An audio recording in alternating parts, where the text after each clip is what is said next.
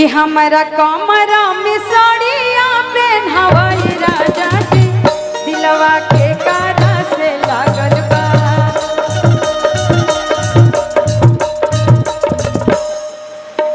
आ दिलवा के कारा से लागल बा। बतावा ये राजा जी दिलवा के कारा से लागल बा।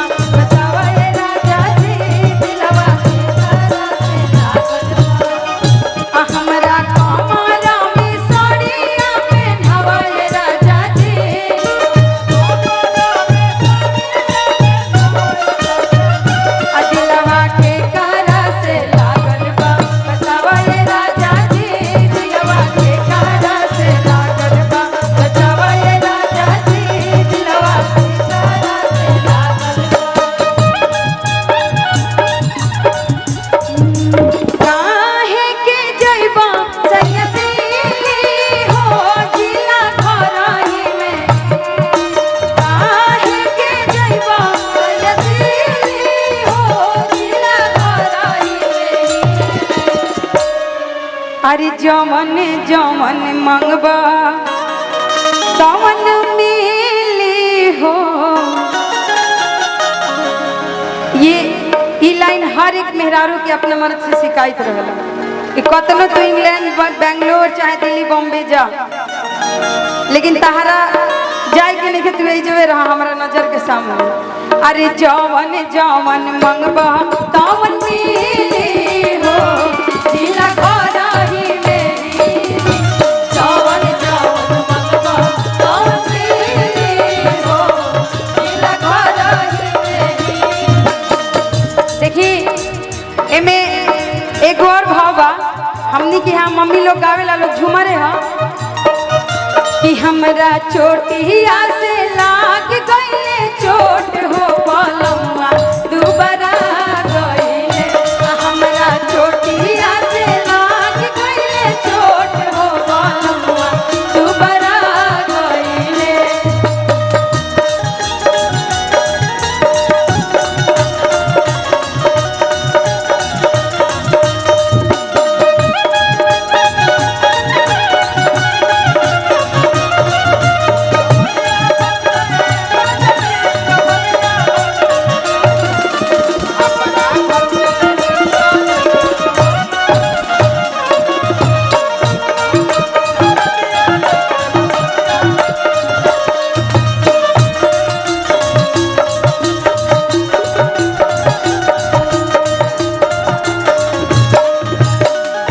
अब देखिए औरतिया अपना सास से कहतिया कि आव सासू पलंगा चढ़ी बैठ। आव ननद पलंगा चढ़ी बैठ। अपना बबुआ के अपना भैया के हॉर्लिक्स पियावा हो बलमुआ दुबारा गईले। अपना बबुआ के हॉर्लिक्स पियावा हो बलमुआ दुबारा गईले। हमरा चोटिया से लाग गईले चोट हो बलमुआ दुबारा गईले। हमरा चोटिया से लाग गईले चोट हो बलमुआ दुबारा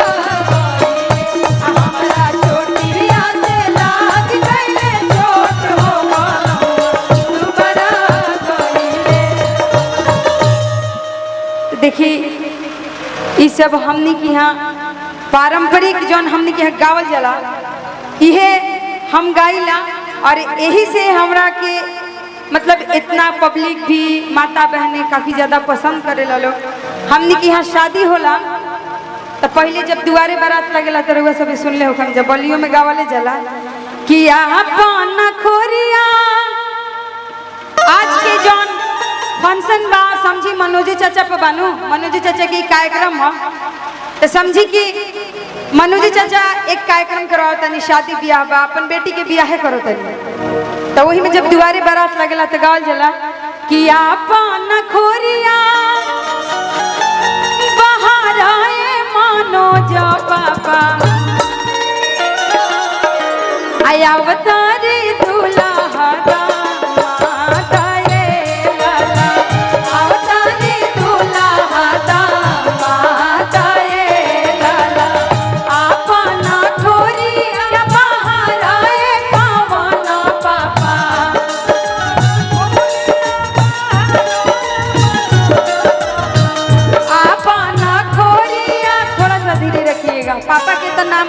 बच्चों के नाम लिया ला।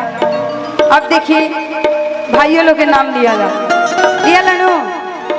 तो ये जो दूधू भाई तो ऐसे बहुत लोग बैठल बा कि आपन खोरिया बाहर आए आंसुआ भैया, आपन खोरिया बाहर आए कलुआ भैया, आया अवतारे दूल्हा दा माता रे लाला, अवतारे दूल्हा दा माता रे लाला, खाए के मांग ले पूरी कचौड़ी हो, थोड़ा सा बनाइए पूरी कचौड़ी हो, खाए के मांग ले पूरी कचौड़ी हो, अब पियने के मांगे ठंडा पानी ये लाला, पियने के मांगे ठंडा पानी ये लाला।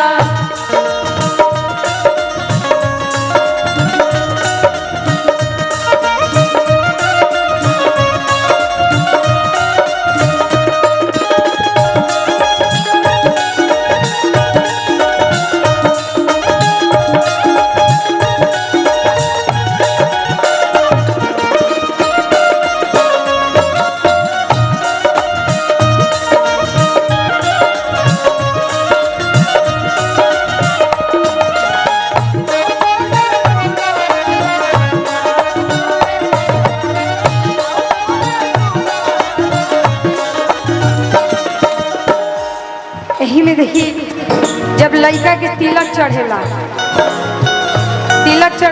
गोलू जी तिलक चढ़ेला तो हमने के यहाँ पहले इ तो लड़की के जब दुआरे बारात लगेला तब गवाला, तिलक चढ़ेला तो गावल जला।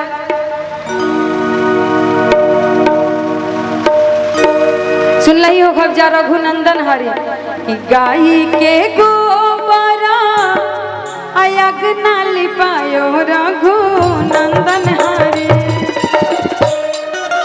गजमोती चौका